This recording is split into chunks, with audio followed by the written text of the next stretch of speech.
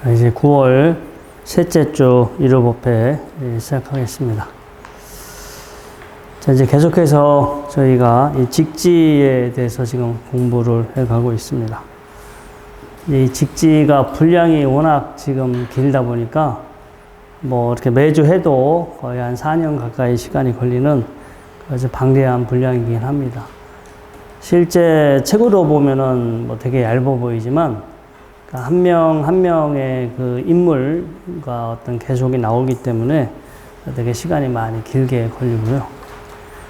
이 직지라는 것을 그냥 책에 나오는 내용만 공부한다 그러면 뭐 가볍게 공부할 수도 있어요. 아, 뭐 어느 스님이 이런 말씀 하셨구나. 또 어느 스님이 이런 말씀 하셨구나 해서 가볍게 그냥 뭐 내용을 이렇게 감상하면서 이렇게 공부할 수도 있지만, 이 과거 7분의 부처님서부터 중국의 거의 뭐 한, 1500년 이상의 그 많은 수많은 그 스님들의, 수많은 그 어떤 스님들의 그 어떤 일대기 또 사상 이런 것들을 다 다루고 있기 때문에 역사적으로는 정말로 2000년 이상의 긴 시간을 사실은 이 책에서 다루고 있어요. 그리고 우리가 이 직지에서 말하고 있는 이 내용만 우리가 전적으로 이것을 전적으로 맹목적으로 믿고 이 내용이 전부다라고 생각해서는 안 돼요. 우리가 이제 직지라는 것을 통해서 긴 일종의 서사시와 같은 건데, 드라마로 치면 대화 드라마 있지. 옛날 토지 뭐 이런 거, 그런 것처럼 여러 세대가 나오는 거. 근데 긴 시간의 어떤 흐름을 통해서 아, 사람들이 당시에 어떤 생각을 했는지, 어떤 생각을 하고 싶었는지, 우리가 이제 이런 시대적인 흐름을 이렇게 또 파악할 수도 있고요. 또 직지는 이 직지라는 내용을 통해서 지금 우리가 생각하고 있는 내용들이 뭐 내가 이렇게 생각하고 싶어서 생각하는 게 아니라 어렸을 때부터 교육받은 거, 어렸을 때부터 살아오면서 주입된 것들이에요. 다 주입되고 교육받은 대로 지금 사실 우리가 일종의 습관적으로 생각을 하고 있는데, 지금 우리가 생각하고 있는 어떤 사유의 틀, 어떤 사유의 이 생각의 어떤 그 틀이 과거에 또 어떤 것에 의해서 이런 것들이 또 비롯됐는지, 이 직지라는 것을 통해서 우리가 그것을 새삼 깨달아 볼 수가 있어요. 저도 뭐 예전에 가볍게 직지를 읽었을 때는 뭐 그래, 이런 큰 스님이 있었고 이 스님은 이런 말씀을 하셨구나라고 가볍게 넘어갔는데, 저도 이렇게 다시 요즘 이제 공부를 하면서 그 시대 어떤 스님이 나오면 그 시대에 그 시대는 어떤 시대였고 그 시대에 이 스님이 또 왜 이런 생각을 하게 됐고, 그리고 그게 오늘날 우리에게 또 뭐 어떠한 의미가 있을까, 이런 것까지 한번 생각을 하다 보니까 좀 더 이제 폭넓게 이렇게 좀 생각을 해볼 수 있는 그런 계기가 된 것 같기도 하고요. 그러면서 진짜 이렇게 깊이 공부하지 않았더라면 까딱, 여기에 속아 넘어갈 뻔했구나. 그러니까, 이게 역사적인 꼭 사실, 여기서 역사적인 사실만 다루고 있는 건 아닙니다. 그러니까 우리가 지금 불교라고 알고 있는 거, 불교라고 알고 있는 것들이 이 역사 수많은 시대와 지역을 거치면서 어떻게 그것이 이렇게 달라지게 되는지, 어떻게 변화하게 되는지, 그리고 그 변화된 중간에 이렇게 변화된 사실이나 맥락을 우리가 모르게 되면 완전히 계속 변화된 것이 마치 처음서부터 그런 것인 것처럼, 본래 불교가 마치 그런 것인 것처럼 우리가 잘못 알잖아요. 이렇게 믿어버리면 이제 더 사실 깊이 있고 더 우리를 성장하고 발전시켜 줄 수 있는 좋은 내용이 있음에도 불구하고 우리가 그것에 접근할 수가 없어. 이미 정신적으로 눈 멀어버려. 정신적으로, 심리적으로 현재 내가 알고 있는 게 이게 전부 다야. 내가 지금 알고 있는 것이 이것이 불교야라고 믿어버리면 또 다른 불교가 있을 수도 있고 더 원초적인 불교가 있을 수도 있는데 우리가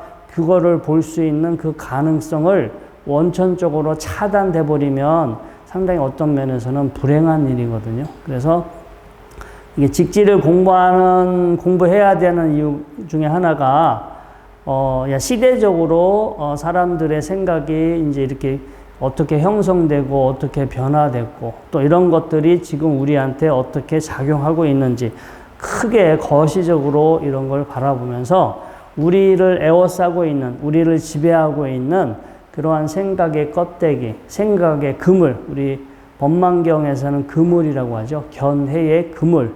우리 인간이 62가지 견해의 그물에 갇혀 있다라고 하는데, 자, 아무튼 그런 그물들에서 하나하나 벗어나는데 우리한테 이제 뭔가 하나의 계기가 될 수 있는 그런 시간이라고 봅니다. 오늘 이 다루는 내용이 보리달마예요. 보리달마. 이 보리달마는 뭐 달마대사니까 뭐 그림으로도 뭐 달마도 그림, 달마대사 그림도 그려서 방에 이렇게 그림 그려서 모시는 분들이 얼마나 많아요.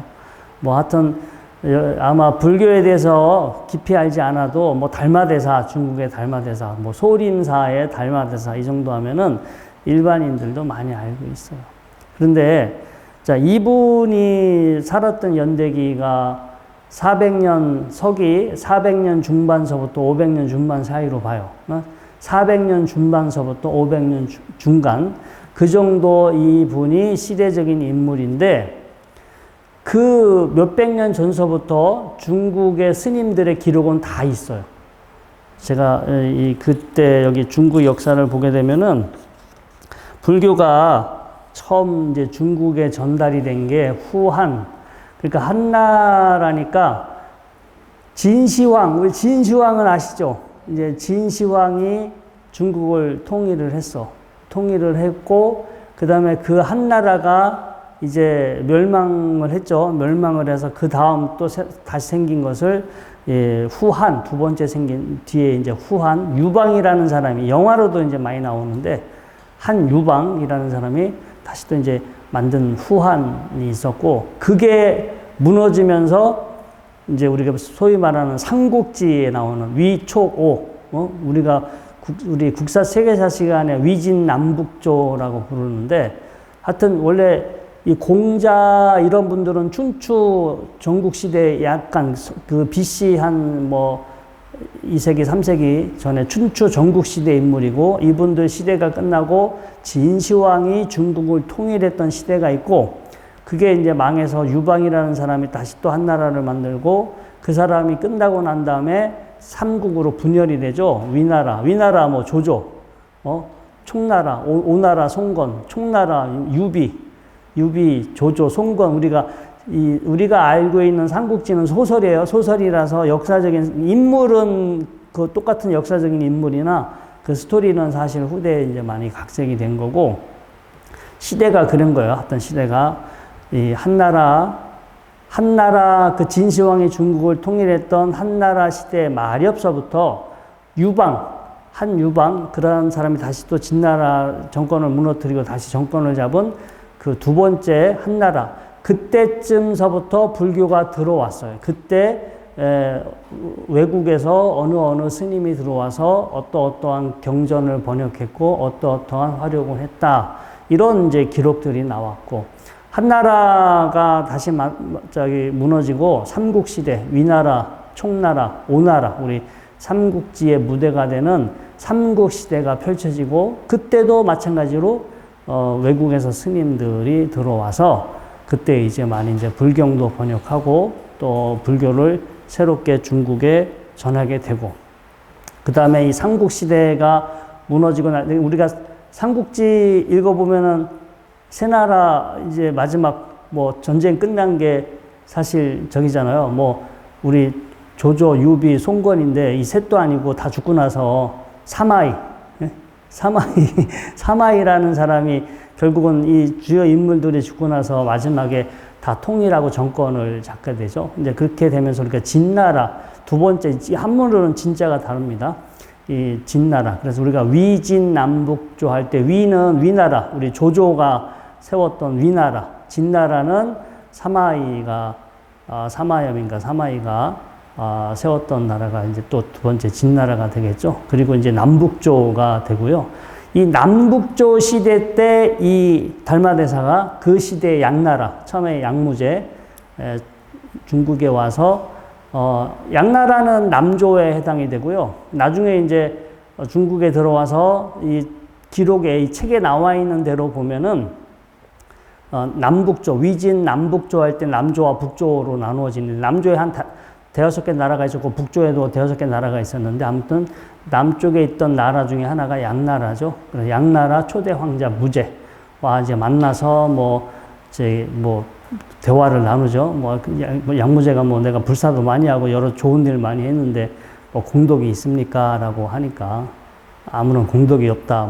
이렇게 이야기하고, 당신은 누굽니까? 라고 물으니까 나는 모릅니다. 이렇게 대화를 했다고 하죠. 그래서 나중에 이제 거기 양나라 그 황제와 이제 틀어져 가지고 이제 못 살고 그 더 북쪽에 있는, 북조에 있는 위나라로 북이라는 이 나라로 다시 이제 건너가게 됩니다. 근데 역사적으로는 되는데, 제가 이제 왜 이 말씀을 드리냐면, 그 전에 100년, 150년 전에, 당시에 스님들의 기록은 있어.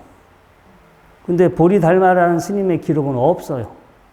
여러분들이 네이버나 인터넷 백과사전에 보리달마 스님을 다 검색을 해보면 역사적으로 존재하는 기록이 없다라고 다 명시가 되어 있어.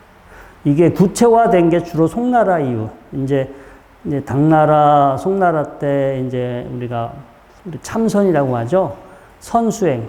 선수행이 이제 후대에 가면서 되게 이제 다시 이렇게 폭발적으로 크게 번성하게 되는데, 후대 이제 선수행이 이렇게 크게 대중화되고 번성화되면서 뭔가 이 정통성이 필요하잖아요. 우리가 이제 어느 날 갑자기 이렇게 된 게 아니라, 누구 때문에 우리가 지금 이렇게 이 선수행을 하게 되는지 그 뿌리를 세워서 우리가 요즘 치면 가문의 족보를 만들어야 되는, 족보를 만들어야 되는 상황이기 때문에, 이렇게 역사적으로, 그리고 역사적으로 보리달마의 낙양가람기라는 책에 약간 소설처럼, 신화처럼 이렇게 나오는 구절도 있지만, 아무튼 이 보리달마에 대한 스님이 역사적인 동시대 기록에 있어야 되는데, 동시대 기록에는 이 다른 스님들의 기록은 나와 있지만 보리달마 스님의 기록은 나와 있지 않아요.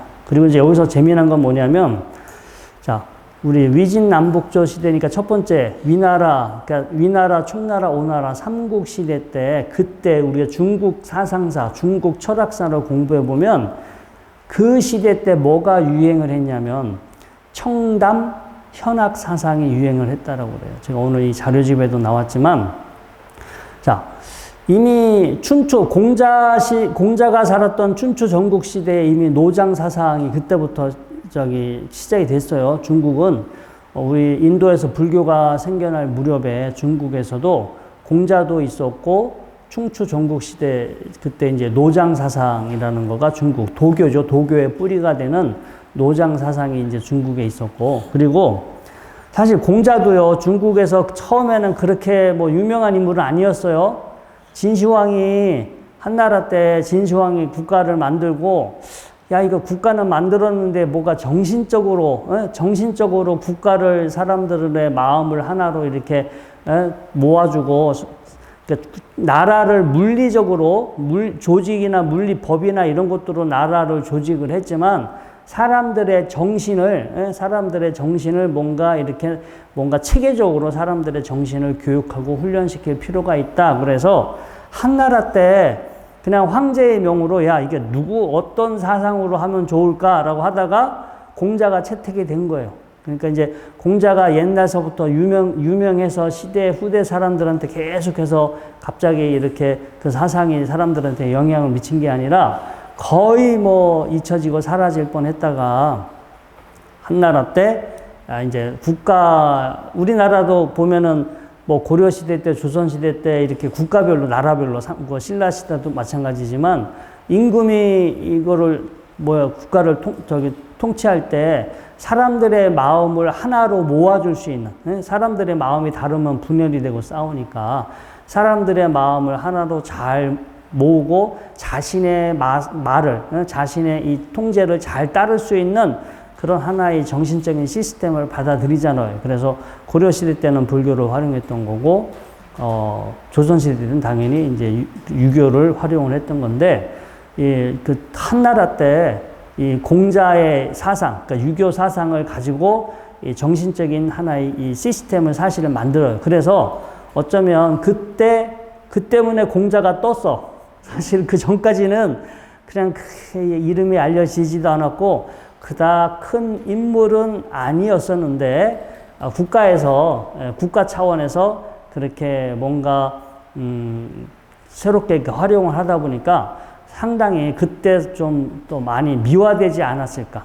그때 왜냐면 우리 국가에서 황제의 명으로 이렇게 모시는 사람인데 이분의 일대기라든가 이런 내용이 허접하면 안 되잖아요. 그래서 그때 당시 상당히 좀 더 많이 좀 그분의 내용이나 스토리가 좀 풍부해졌을 것이다. 후대 사람들이 이렇게 보고요.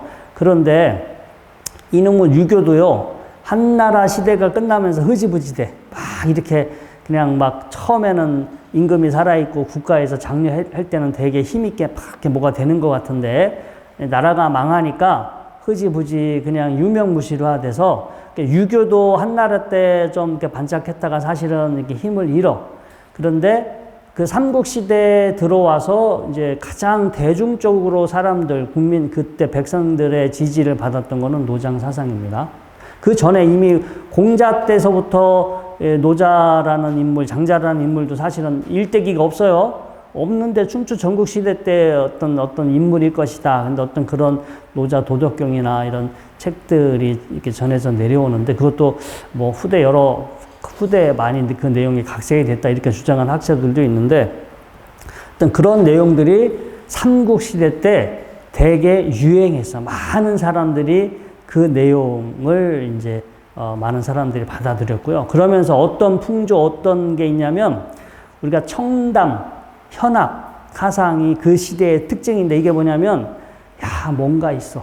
뭔가 도가 있고 뭔가 진리가 있고 뭔가 기가 막힌 게 있는데 그건 말로 표현할 수 없어. 말로 표현하는 그 순간 틀어져 버려. 뭔가는 있는데 그거는 탁 트여져 있고 경계가 없어. 경계가 있고 그게 경계가 없으니까 크기도 알 수 없고 뭔가는 있는데 그걸 언어적으로 표현하면 그 순간 떨어져 버려. 그게 아닌 것이 돼. 그러면서 이게 노자 도덕경을 보면은 도과도 비상도 또 명가명 비상명 이런 대목서부터 시작이 되잖아요. 도라는 게 있는데 도라고 이렇게 말할 수가 없고 뭔가 이름이 있는데 그 이름이라고 뭔가 이름을 붙이는 순간 이제 그 이름이 아닌 것이 되고 이제 이렇게 노자 도덕경이 그렇게 시작을 했는데 이런 사고의 흐름이 이미 중국의 삼국시대, 위초고 삼국시대 그때 이런 게 아주 유행이었어. 그러니까 이 나중에 그 다음 이 삼국이 멸망하고 진나라가 있잖아요. 그 진나라가 있고 또 남북조 시대가 있는데 그때 유명했던 스님이 승조 스님이 있어요. 우리도 조론, 승조 스님의 조론. 우리가 알고 있는 그 승조 스님은 그 황제가 임금이 국사로 모시려고 했는데 거기 싫다고 난 안 간다고 거절해가지고 황제가 죽어라 그래가지고 그러면 7일만 시간을 달라 해가지고 7일 동안에 이제 뭐 책을 하나 저술하고 이제 마지막에 죽죠. 이제 그런 스토리를 우리가 알고 있죠. 그때 말하는 승조. 그래서 그 내용도 사실은 뭐 그때 쓴 게 아니라 후대 그 내용이 쓰여졌다. 요즘 이렇게 우리가 여러분들은 그냥 읽지만 저희들이 이렇게 학술적인 내용으로 보면은 이게 우리가 그냥 듣고 있는 내용이 상당히 그냥 이렇게 약간 카더라 이런 내용들이 너무 많은 것 같아. 그런데 아무튼 그때 활약했던 그러니까 이 승조 스님은 달마대사보다 거의 앞서요. 혹시 여러분들 구마라집이라는 스님 들어봤어요? 그렇죠. 우리 금강경을 번역하신 분도 구마라집 스님인데, 구마라집 스님이 이 달마대사보다 시대가 앞서 있습니다. 앞선 시대예요. 근데 이런 분들의 일대기라든가 다 있잖아.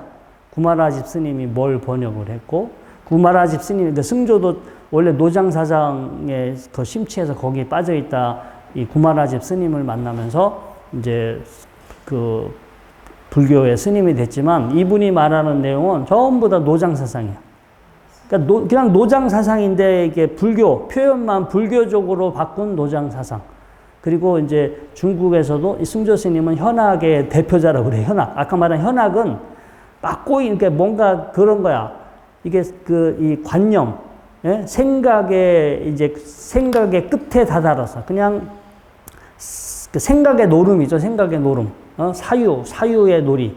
그러니까 야, 뭔가는 있는데 볼 수도 없고 만질 수도 없고 느낄 수도 없고 말로 표현할 수도 없고 경계도 없고 뭔가 있잖아요. 그렇게 뭔가는 있다라고 하는데 볼 수도 없고 들을 수도 없고 뭐 언어로도 표현할 수도 없고, 그러니까 뭔가가 이 언어적으로 생각으로 이렇게 뭔가 끊임없이 이 사유의 일종의 놀이, 어떤 그거를 우리가 현학이라고 하는데, 이 삼국시대, 위촉, 오나라 삼국시대가 노장사상과 함께 이 현학이 가장 이렇게 득세했던 그런 시절이었고, 그리고 안타깝게도요, 뭐 안타까운 것은 모르겠지만 그게 쭉 이어지는 거야. 중국에서 그런 청담 현학, 그 노장사상이라는 어떤 그런 거가 중국 사람들의 생각의 DNA가 돼.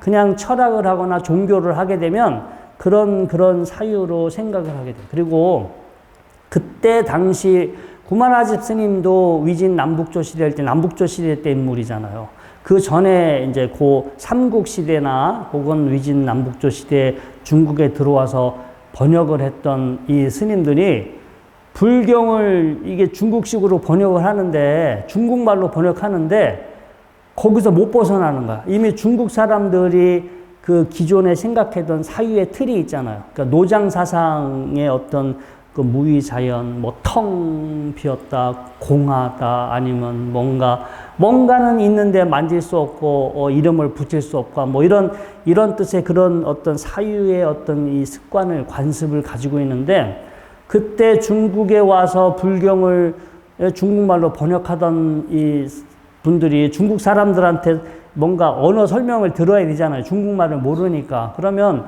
중국 사람들은 자기들이 생각했던 그 틀이 있어. 자기들이 세상을 이해하고 마치 세상의 본질이 뭐고 뭔가 도라는 게 뭔가라고 늘 자기들이 생각하던 내용이 있고, 그 내용을 가지고 이 불경을 그 내용을 가지고 번역을 해서 불경을 중국말로 번역을 했는데, 알맹이는 그냥 노장사상이야. 우리가 이것을 격이불교라고 그래. 격이불교. 그러니까 해석을 했는데 새로운 내용을 받아들일 수 있는 개념이 없어. 중국 사람들한테 기존에 없던 새로운 개념을 받아들일 수 있는 사유의 틀, 사유의 어떤 매개체가 없었기 때문에 기존에 중국 사람들이 알고 있던 어떤 이 사유의 어떤 그 매개체를 사용을 하다 보니까 그러니까 불교에서 말하는 이 노장 사상에서도 공을 이야기하는데, 마치 불교에서 말하는 공을 노장 사상에서 말하는 마치 텅 비었어. 경계가 없이, 예? 경계가 없이 뭔가 장애가 없고 경계가 없이 텅 비어 있는 이 노장 사상에서 말하는 그런 이제 공의 개념으로 많이 이렇게 왜곡이 되게 되죠. 그래서 이게 하나의 이 텍스트를 보면 짧게 요 내용만 볼 것이 아니라, 이게 이 인물이 이 보리달마라는 스님이, 그래서 아무튼 여기 우리 이 직지에서 이 보리달마 스님의 이야기가 나오지만 제가 지난 시간에도 말씀을 드렸어요. 이 직지는 오리지널 원본이 아니라 조당집, 전등록, 조당집과 정등록에 있는 내용을 그냥 발췌한 거예요. 거기서 이렇게, 거기는 스토리가 길어요. 긴데 거기서 이제 짧게 이렇게 발췌를 해서 요약을 해 놓은 것이 바로 이제 직지고, 그리고 거기서 이렇게 이런 내용들을 다루고 있는데, 특히 보리달마 스님은 이제 우리가 이 분이 이렇게 되게 유명하고 그다음에 뭔가 영향력 있는 인물이었다면 아예 그 시대의 기록에 있어야 된다는 거예요. 그 시대의 기록에 이런 사람이 언제 어떻게 왔고 있어야 되는데, 이 지금 보리달마 스님의 이 옛날에 인도에서 스승은 바냐다라 스님이었고 뭐 세 번째 왕자였었죠. 왕자인데 세 번째 왕자고 나중에 이렇게 스님이 된 후에 이렇게 아버지가 죽고 나서 이제 이렇게 다시 이제 인도를 떠나서 중국을 오게 됐다. 이런 내용들이요. 없어. 그 전에는 없다가 후대에 만들어져. 후대 한 500년, 1000년이 지난 후부터 이런 이 보리달마의 스님에 대한 일대기, 정기 이런 내용들이 후대의 내용들이 나오게 돼요. 그래서 우리가 이런 내용들을 보면서 저는 예전에는 정말 이분이 이렇게 살았구나라고 예전에는 저도 그렇게 봤다면, 이게 중국 사람들의 어떤 뭔가 뻥튀기 하는 능력이 참 대단하다. 역사적인 인물도, 이렇게 얼마든지 충분히, 진짜 중국 분들이 새로 뭐 만드는 거 잘 만들잖아요. 음식도 이렇게 만들지만, 정신적인 이런 심리적인 그 어떤 이런 차원의 이런 스토리라든가 이런 부분도 이렇게 다시 이렇게 만들어내는 부분이 있다라는 거 우리가 알고서 이 내용을 봐야 돼요. 그냥 맹목적으로 보면 안 되고, 그리고 이 직제라는 거가 우리의 껍질을 벗겨내는 거예요. 우리를 못 보게 해. 우리를 세상을 바라보는 눈을 가리었어. 세상의 소리를 듣게 귀머거리 봉사와 똑같아. 우리는 지금 보고 듣고 한다 하지만 내가 보고 싶은 것만 보고 내가 듣고 싶은 것만 듣지, 있는 그대로 보거나 있는 그대로 듣는 거. 원래 물리적으로 있는 그대로 보고 있는 그대로 듣는 건 안 돼요. 우리 가청 주파수와 가시권이 있잖아. 가시광선, 적외선, 자외선은 못 보잖아요. 또 이 소리도 뭐 돌고래가 듣는 소리, 박쥐가 듣는 소리, 개가 듣는 소리 인간이 못 듣잖아. 인간이 또 들을 수 있는 소리가 딱 주파수가 정해져 있는 것처럼 우리는 세상을 있는 그대로 보고 또 있는 그대로 들을 수는 없지만, 그마저도 그 볼 수 있는 그 극히 제한되어 있는 것 중에 또 자기가 보고 싶은 것, 자기가 듣고 싶은 것만 우리가 또 듣고, 이런 것들이 이런 역사적인 여러 가지 창작이나 왜곡, 이런 여러 가지 사람들 이 관념, 생각의 하나의 흔적들이거든요. 우리가 이런 거를 이제 우리 스스로가 세상을 나름대로 세상을 보고 알 수 있는 안목을 키우기 위해서 과거 선조들이 어떤 생각을 해왔는지는 교육이 필요한 거예요. 교육이 필요한데, 이것이 전부다라고 생각을 하면 안 되고, 이때 사람들은 이러이러한 시대적인 맥락 때문에 이렇게 세상을 바라봤구나. 그리고 이 내용이 이게 불교가 중국에 건네지면서 중국 사람들이 이해하고 중국 사람들이 생각할 수 있는 그 틀에 맞춰야 했기 때문에, 제가 지지난 시간에도 얘기했어요. 창조론을 믿는 사람은 진화론 이야기가 머릿속에 들어오지 않아요. 창조론을 믿는 사람한테 진화론 책을 읽어보라 보면 안 넘어가, 페이지가. 머리가 그 내용을 받아들이지가 않아. 관심도 없지만 억지로라도 읽어보려고 해도 그 내용이 들어오지 않아요. 그러니까 여러분들도 어떤 그 인식의 틀, 어떤 사유의 틀이 머릿속에 이렇게 탁 잡혀 있느냐에 따라서 안타깝게도 그냥 그거에 맞는 것만 들어오지, 그거에 맞지 않는 것은 들어오지 않아요. 그게 우리가 불교에서 말하는 금강 반야 바람, 우리 금강경의 원래 제목에 보면 금강석처럼, 다이아몬드처럼, 금강처럼 단단한 상을 깨부수는 경, 이렇게 돼 있잖아요. 원래 원 제목이 줄여서 금강경이지만, 금강이 금강처럼 단단한 상, 우리 머릿속에 지금 상이 단단하게 굳어서 그 상에 맞지 않으면 우리가 인식을 못해.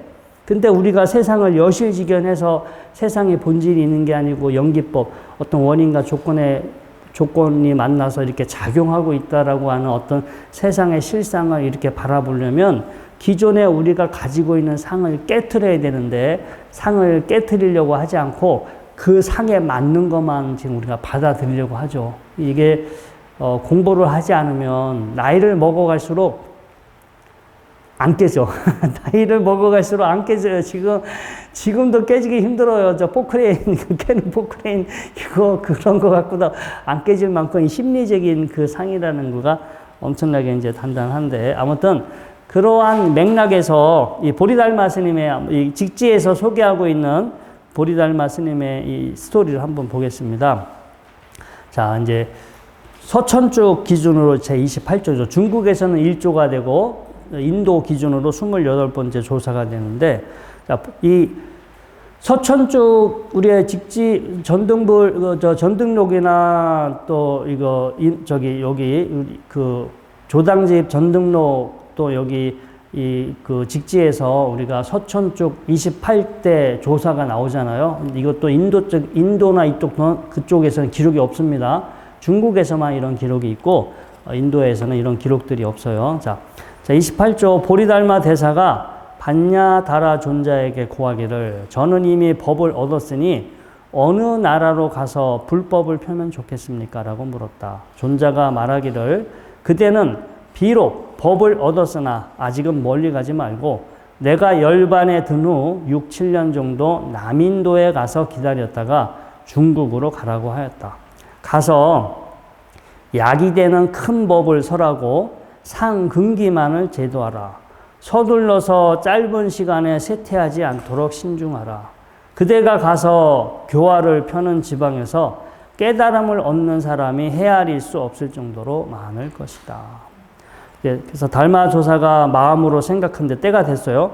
중국에 가서 교화를 펼칠 인연이 익었음을 알고 먼저 반야다라 조사의 탑에 가서 참배 드렸다. 그리고 나서 함께 수행을 했던 동료들과 이별을 구하고 왕이 있는 곳으로 가서 부지런히 스스로 업을 닦고 삼보를 잘 지키고 받들어 달라는 위로와 당부의 말을 남겼다. 조사는 중국에 가서 19년 정도 머물다 다시 왕이 있는 곳으로 돌아오겠다고 말했다. 조사의 말을 듣고 왕은 눈물을 흘리며 말했다. 이 나라에는 도대체 무슨 죄가 있고 저 나라에는 어떤 복이 있는 것입니까? 숙부께서 이미 그 나라에 인연이 있으니 제가 멈추게 할 수 없지만 원컨대 부모의 나라를 잊지 마시고 일이 끝나면 속히 돌아와 주십시오. 왕은 곧 큰 배를 준비시켜서 많은 보물로 가득 채우게 하고 신하들을 거느리고 바닷가로 나와 한숭에 주었다. 조사께서 바다 위에서 지내면서 깊은 명상 상태에 들었는데 무릇 겨울과 여름이 3번 순환하였으며 남에 이르렀으니 실로 양나라 보통 8년 정민년 9월 20일이었다. 이제 이 직지에 나와 있는 이제 에피소드 이런 것도 다른 버전은요, 이제 이렇게 가다가 중간에 몸 바꿨다는 얘기 있죠. 달마 스님이 되게 이렇게 험상궂고 원래는 잘생긴 왕자였었는데 아무튼 돌아가신 어떤 죽은 시신하고 이렇게 시신을 옮기는 과정에 다른 죽은 그 몸속에 들어갔다가 원래 몸이 누가 가지고 가는 바람에 이제 몸이 바뀌었다 이런 내용도 있고, 그 다음에 양무제 만나서 이제 양나라 탈출해서 북위로 갈 때 배가 없어가지고 이제 눈썹 있잖아요. 눈썹 하나 딱 해가지고 그걸 배로 만들어서 강을 건너갔다. 이런 이야기 들어보셨죠? 네, 그런 이야기가 있어요. 네. 자, 그 다음 이어진 내용 보겠습니다.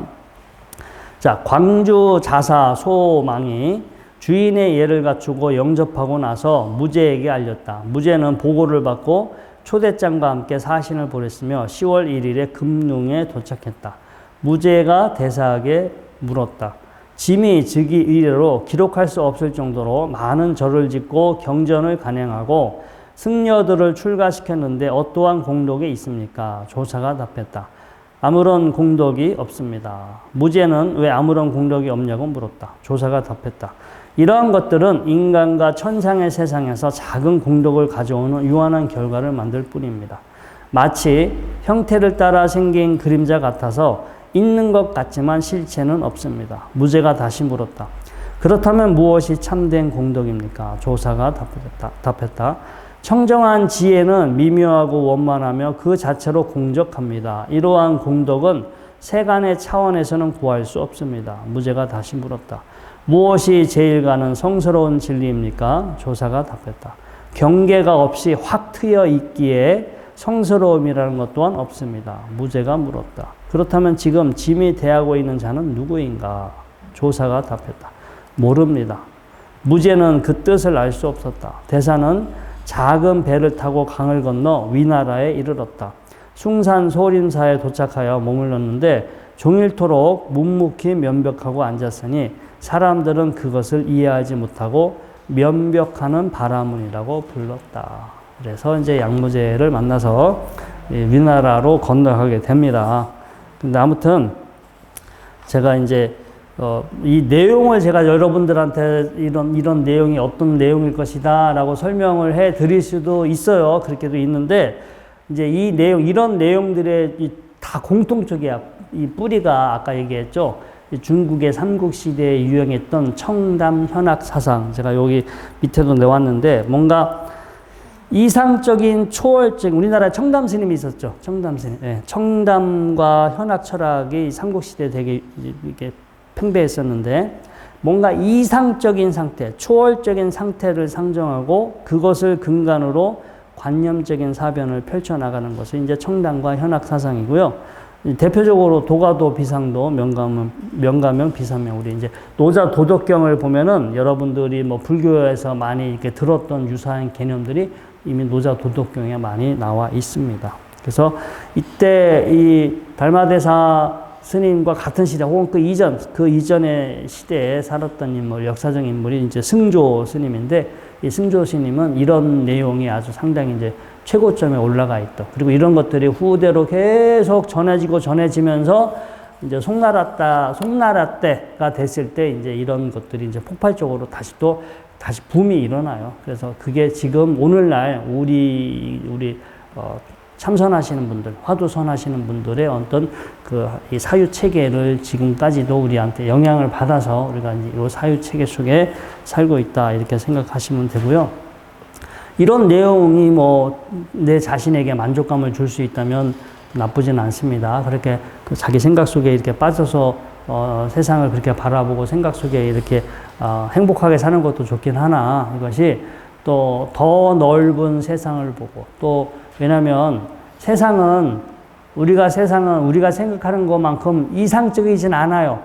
여기서 말하는 뭔가 지혜, 깨달음은 되게 이상적인 것 같은데 우리가 살고 있는 현실은 안 그래요. 여러분들 얼마 안 있으면 또 어디 병 날 거야. 병 나고 어디 가서 사고 나면 갑자기 급사할 수도 있고 병 가서 누워 있을 수도 있고 정신 못 차리고 요양병원에 누워 있다가 정신 못 차리고 있다가 돌아가실 수도 있어. 그게 현실이야, 현실.